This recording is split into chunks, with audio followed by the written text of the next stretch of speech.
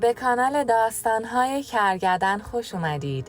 امروز میخوام یکی دیگر از داستان‌های جذاب ایزابل آلنده، روزنامه‌نگار و نویسنده معروف آمریکای لاتین و برنده جایزه ملی ادبیات شیلی رو براتون بخونم. داستان توسکا از کتاب مجموعه داستان‌های اوالونا به قلم ایزابل آلنده.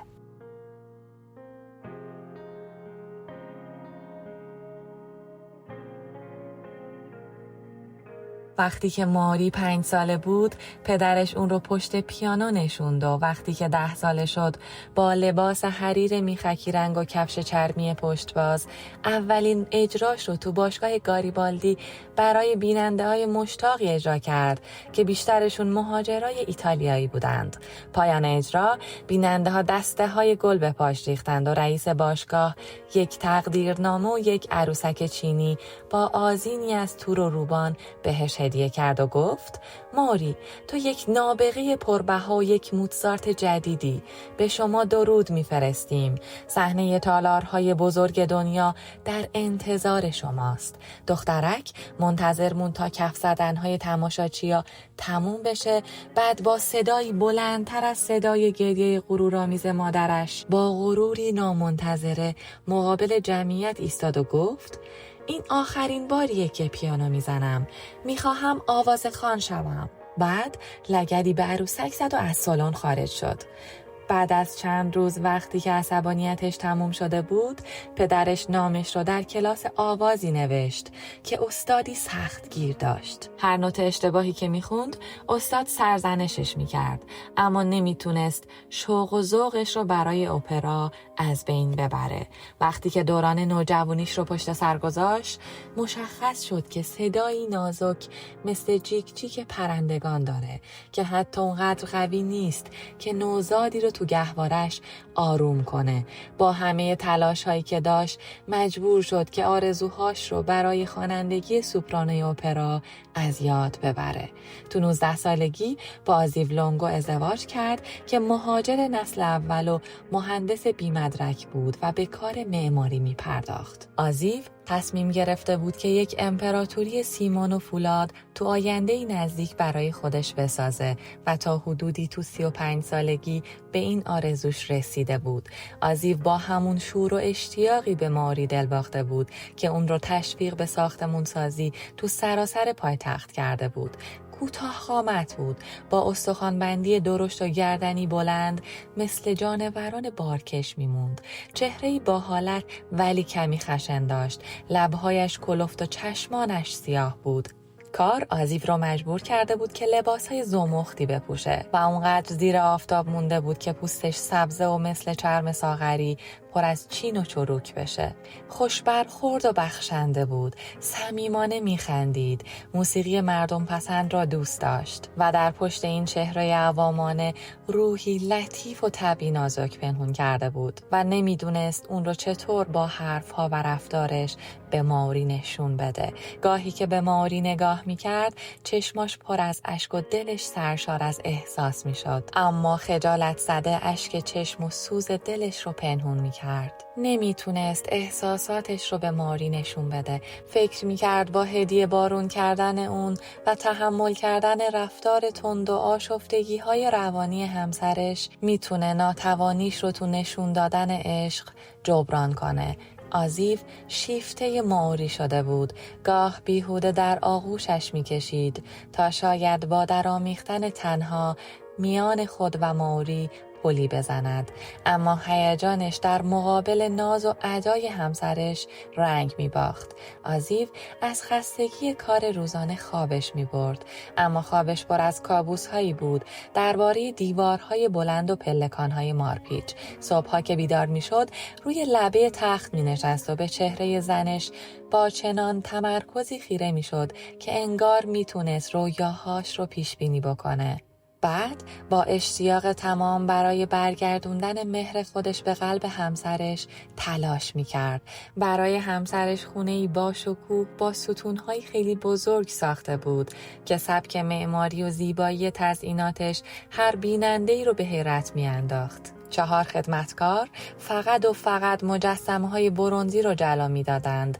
کف اتاق‌ها و سالن‌ها و پله‌ها رو برق می‌انداختند و اشک شمع فرو ریخته روی شمعدون‌ها رو پاک می‌کردند و مبل‌های طلاکوب و فرش‌های بدلی طرح ایرانی وارد شده از اسپانیا رو گردگیری می‌کردند. سالن اجتماعات کوچیکی توی باغ خونه ساخته بود که بلندگوها و نورافکن‌هاش صحنه نمایش اون رو روشن می‌کردند که ماری دوست داشت تو اون صحنه برای مهمونای خودش آواز بخونه. آزیو از شنیدن چهچه‌های پرنده‌وار همسرش لذت می‌برد. اون نه تنها بی‌ذوق بودن خودش رو پنهون می‌کرد، بلکه بیش از اون به ذوق هنری همسرش توجه نشون میداد. مردی خوشبین بود و سرشار از اعتماد به نفس. اما وقتی که ماری با چشمانی اشکبار به اون خبر داد که بارداره، انگار گرفتار یک غم خیلی بزرگی شده بود. احساس کرد که دلش مثل شیشه نازک شده و در میونه اون دریای اشک جایی برای شادی نیست. میترسید که مبادا فاجعه‌ای وحشتناک پایه‌های لرزون بهشتش رو فرو بریزه و به همین دلیل خودش را آماده دفاع در برابر هر حمله‌ای کرده بود. اما سرانجام فاجعه با سیمای یک دانشجوی پزشکی اتفاق افتاد. ماری اون رو تو قطار برقی دید و توجهش به اون جلب شد. تازه بچهش رو به دنیا آورده بود. نوزادی بود با نیروی حیاتی مثل پدرش که از هر گونه آسیبی حتی از چشم زخم ایمن به نظر می رسید. حالا کمر مادر باز هم مثل دوران قبل از بارداریش باریک شده بود.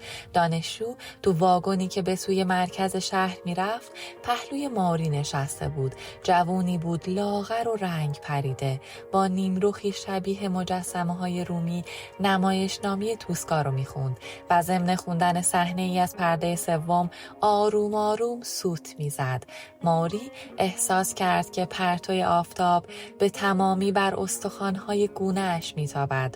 رویایی دلپذیر قطره های شیر رو به سینه ماری آورد و ماری بدون هیچ خجالتی یک بار دیالوگ هایی از ماریوی شوربخت به هنگام درود گفتن به سپید دم قبل از قرار گرفتن در مقابل جوخه آتش رو خوند و اینطور ماجرای عاشقانه تو فاصله بین خوندن 2 سطر از نمایشنامه توسکا آغاز شد.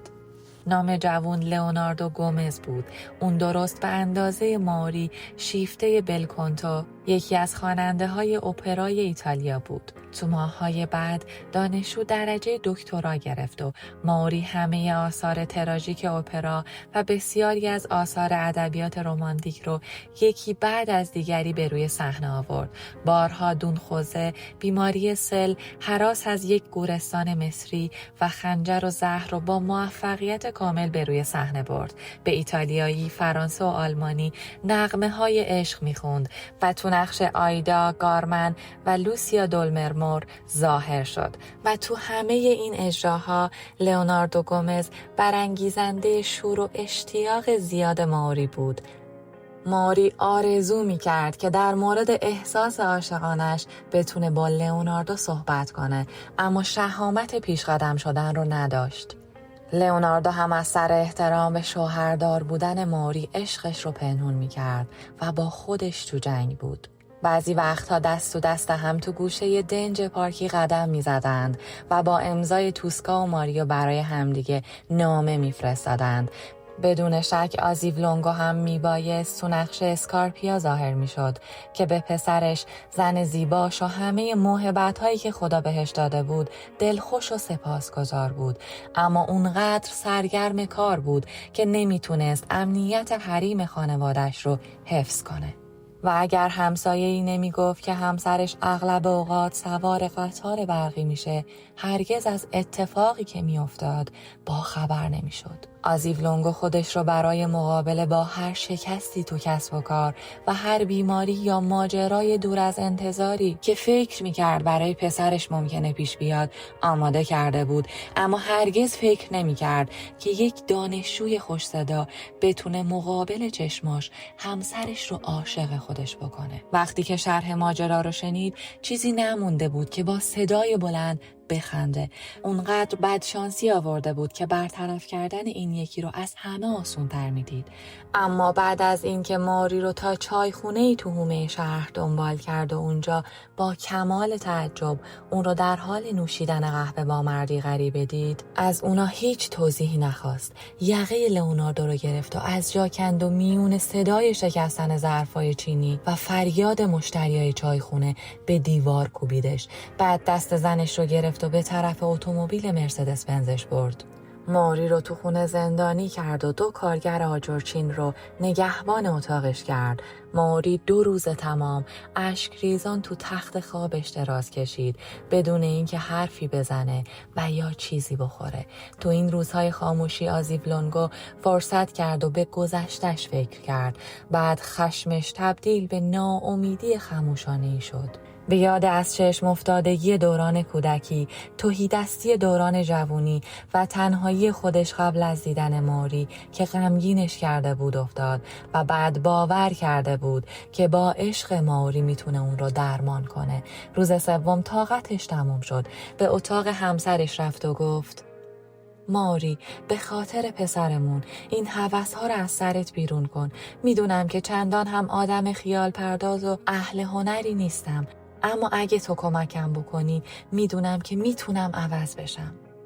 من غول بی‌شاخ‌ودمی نیستم و اونقدر هم دوستت دارم که اگه بخوای بری میذارم بری، ولی فقط یه فرصت بهم بده. قول میدم خوشبختت کنم. تنها پاسخ ماری به اون این بود که صورتش رو به طرف دیوار برگردوند و از خوردن غذا تا 2 روز دیگه پرهیز کرد. وقتی که آزیو باز هم پیش اون برگشت، ناامیدانه گفت: لعنتی، دلم میخواد بدونم تو این دنیا چی کم داری. هر چی کم داری به من بگو، شاید بتونم برات فراهم کنم.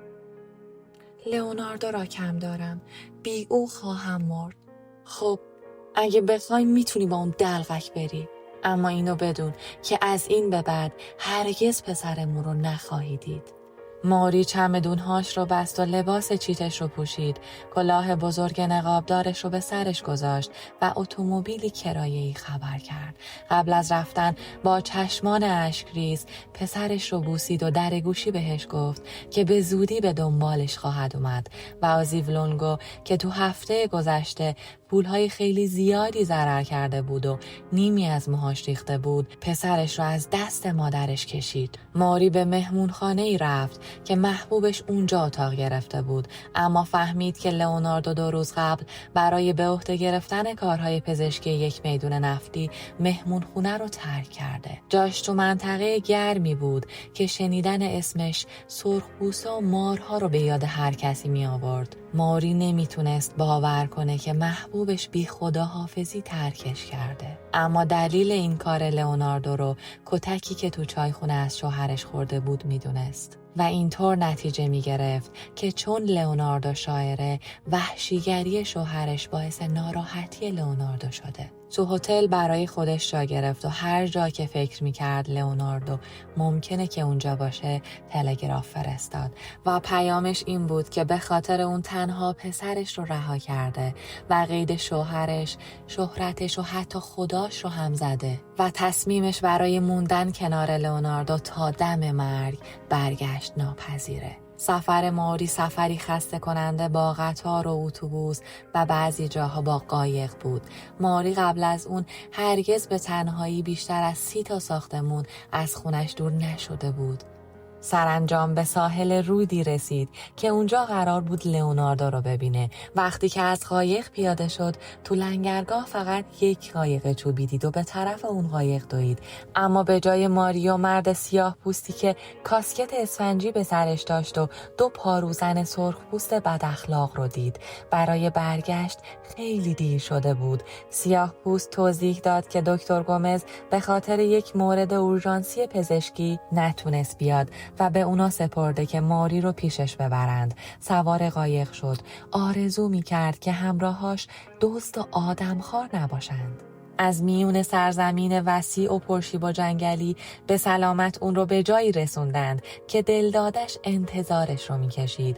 اونجا 2 آبادی کوچیک بود. یکی از اونا خوابگاه‌های بزرگی داشت که کارگرا تو اون زندگی میکردند و آبادی دیگه مخصوص کارمندای شرکت بود با 25 خونه پیش ساخته که با هواپیما رو از آمریکا آورده بودند و یک میدون گلف و یه استخر شنای کثیف که هر روز صبح پر از قورباغه‌های بزرگ میشد. همه اینا میون نرده‌ای آهنی بود که 2 مرد جلوی دروازه اون نگهبانی میدادند. اینجا اردوگاه کارکنان موقت بود. زندگی افراد در چنان لجنزار خسته کننده و گرمی جریان داشت که انگار آتش نهفته تو سینه زمین از حلق اژدهایی بزرگ بیرون میاد و همه چیز رو میسوزونه. تو اون آبادی‌های دور افتاده زنا حضور نداشتند مگر همسران صبور کارگرا. خارجی‌ها و رؤسای قسمت‌ها هر 3 ماه یک بار برای دیدن خانواده هاشون به شهر می رفتند. ورود ماری که ساکنای اردوگاه اون رو همسر دکتر گومز می دونستند برای مدت چند روز روال عادی زندگی تو اردوگاه رو به هم ریخت تا اینکه سرانجام همه به طور سر، چتر آفتابی و دمپایی مخصوص رقص ماری عادت کردند و گاهی اون رو که به شخصیت افسانه‌ای شبیه بود در حال عبور از گذرگاهی تو اردوگاه می دیدند. از لئوناردو گومز قهرمانی برای اپرای زندگی خودش ساخته بود. مهربونی‌های رویاگونه رو به لئوناردو نسبت میداد و عشق اون رو به خودش جنون‌آسا قلمداد می‌کرد. هرگز هم منتظر این نبود که بدونه تو این راه شگفت‌انگیز عشق همپا و همراه اون قدم میزنه یا نه. اگر نشونه‌هایی از بی‌مهری تو لئوناردو گومز میدید، اون رو به رفتار محتاطانه اون و زندگی سخت تو آب و هوای بد اونجا نسبت میداد. اما با گذشت زمان لئوناردو اونچنان ضعیف شد که ماری یک بار و برای همیشه خودش را از قید خیال‌های قشنگ خودش رها کرد و تصمیم گرفت که فقط به مراقبت از لئوناردو فکر بکنه. تو بیمارستان که امکانات ابتدایی داشت با اون همکاری میکرد و وظایف پرستاری رو یاد گرفته بود تا بتونه کمکش کنه. مراقبت از کسایی که مبتلا به مالاریا شده بودند و درمان زخمی‌های حوادث چاه‌های نفت رو از دراز کشیدن زیر پنکه سقفی خونه و خوندن مجله‌ها و رمان‌های تخیلی قدیمی بیشتر دوست داشت. میون باندها و سرنگ‌ها خودش رو مثل فلورانس نایتینگل میدید. فلورانس یکی از قهرمانای دلاوری بود که گاهی فیلم‌هایی دربارش تو باشگاه اردوگاهشون به نمایش می‌گذاشتند. از لئوناردو گومز که همچنان اون رو ماریو صدا می کرد، همچون قدیسی در خدمت آدمیزادگان حرف می زد و این رو وظیفه خودش می دونست که به همه آدمای دنیا نشون بده که ماری و لئوناردو تنها عاشقان روی زمین هستند. ماری زندگی تو طبیعت و مبارزه با پشه‌ها و حشره‌های زهردار، سوسمارهای بزرگ، گرمای شدید روز و خاموشی شب رو سیمای خشن اردوگاه می‌دونست.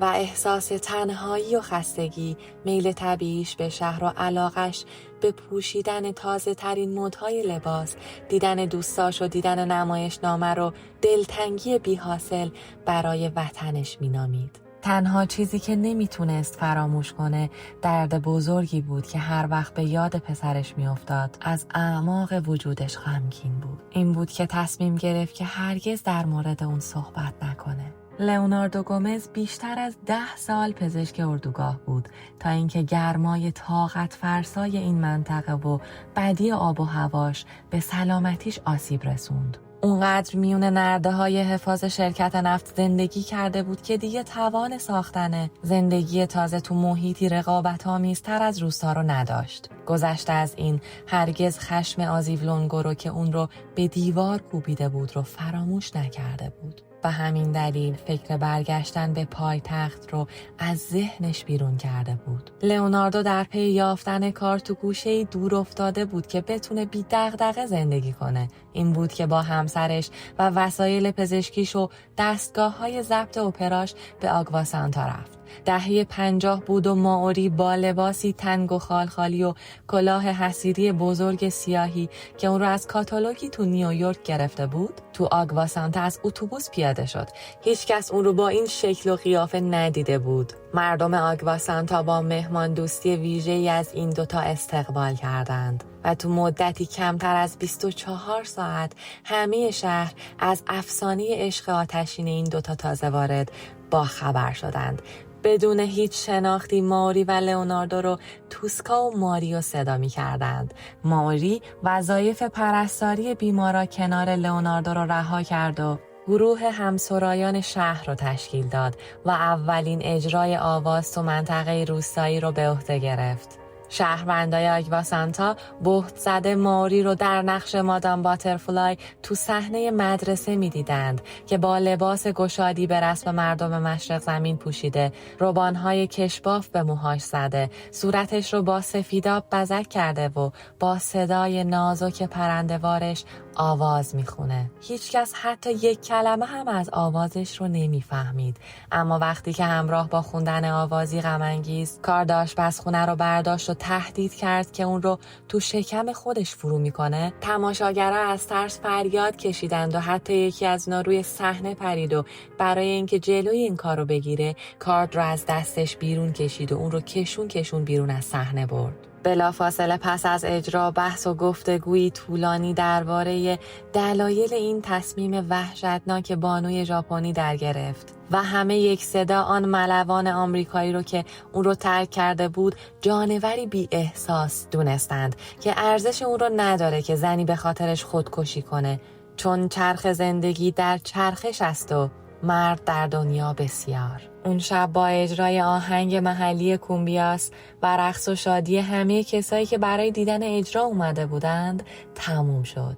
اون شب فراموش نشدنی راه رو برای شب‌های دیگه‌ای باز کرد که سرشار از آوازها، اجرای صحنه‌های مرگ، شرح صحنه‌های اپرا با صدای سوپرانو و بحث و گفتگوهای دست جمعی و مجالس مهمونی بود. دکتر ماریو و سینیورا توسکا چشم و چراغ جمع بودند. ماریو مراقب سلامت همه مردم شهر بود و توسکا برنامه ریز زندگی فرهنگی مردم شهر و رسوندن خبر جدیدترین مدهای لباس به زنها بود. ماری و لئوناردو تو خونه خنک و دلپذیری زندگی می کردند که نیمی از اون اتاق مشاوره پزشکی لئوناردو بود و تو حیاط خونه توتی دم بلند به رنگ‌های زرد و آبی داشتند که وقتی برای گردش به مرکز شهر می‌رفتند بالای سرشون پرواز می‌کرد و همیشه از توتی که آروم آروم تو فاصله نزدیک به 2 متر از بالای سرشون پرواز می‌کرد میشد دکتر و زنش رو پیدا کرد. اون 2 سالها تو آگوا سانتا زندگی کردند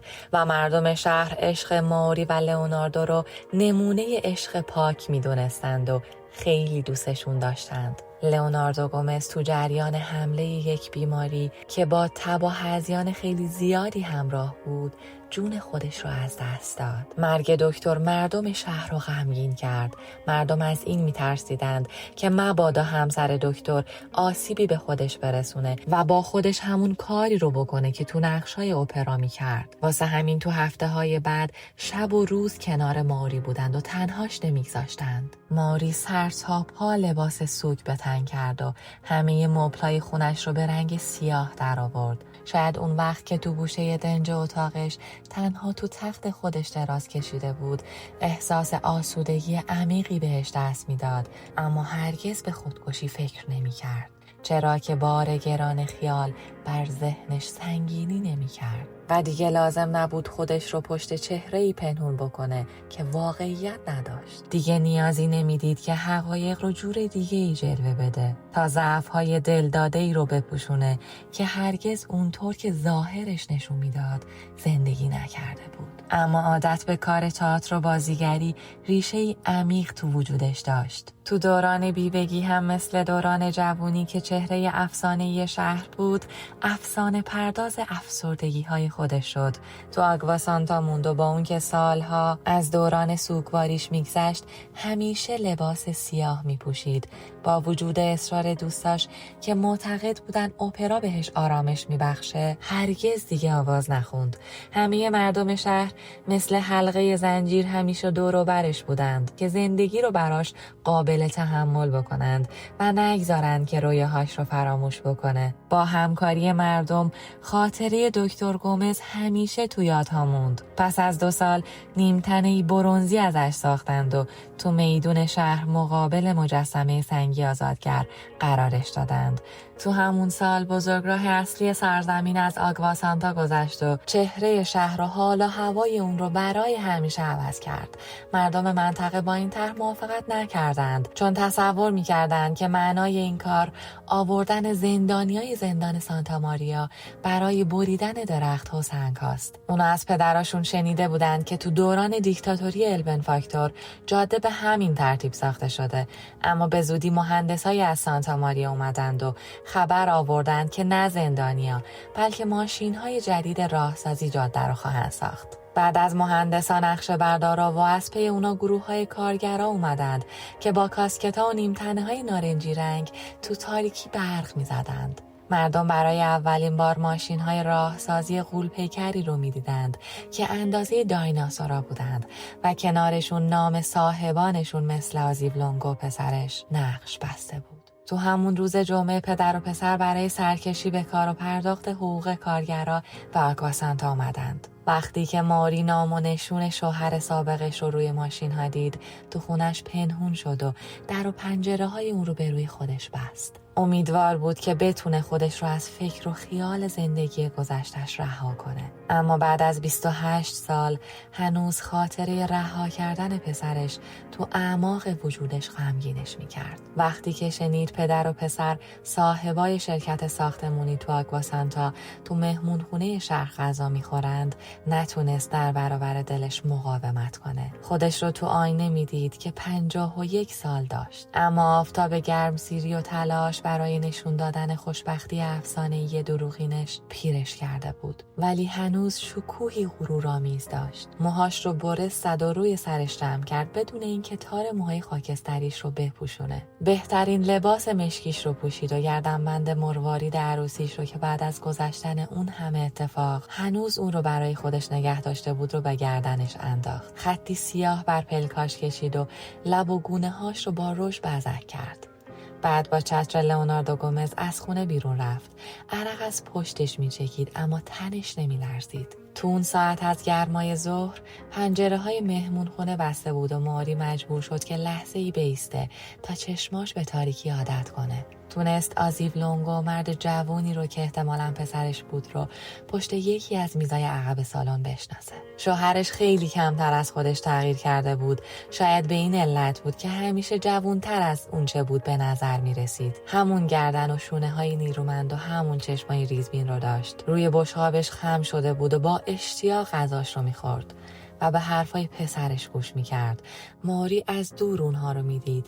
پسرش به 30 ساله ها می موند. با وجود اینکه استخوانبندی بلند و پوست لطیفی داشت، حالتهاش مثل پدرش بود. اون هم با همون لذت غذا می‌خورد و به نشونه تأکید به حرفای پدرش روی میز می‌کوبید و از ته دل می‌خندید. مردی پر انرژی و سرشار از نیروی زندگی بود. ماری بار دیگه به آزیولونگو نگاه کرد و برای اولین بار مردونگیش نظرش رو جلب کرد. آهسته پا پیش گذاشت، انگار تو صحنه نمایشیه که دیدنی ترین لحظه طولانی زندگیش رو به نمایش گذاشته. نام شوهر و پسرش رو بر زبون داشت و امیدوار بود سالیان دراز بی‌توجهی و بی‌مهری اون رو ببخشند. اما حتی تو اون لحظه کوتاه تور دامی رو مجسم می‌کرد که تو مدت 30 سال زندگی سراسر وهم و خیال خودش با اون گرفتار بود. فهمیده بود که قهرمان واقعی بازی سرنوشتش آزیولونگا است و آرزو می‌کرد که تو همه اون زمانهای طولانی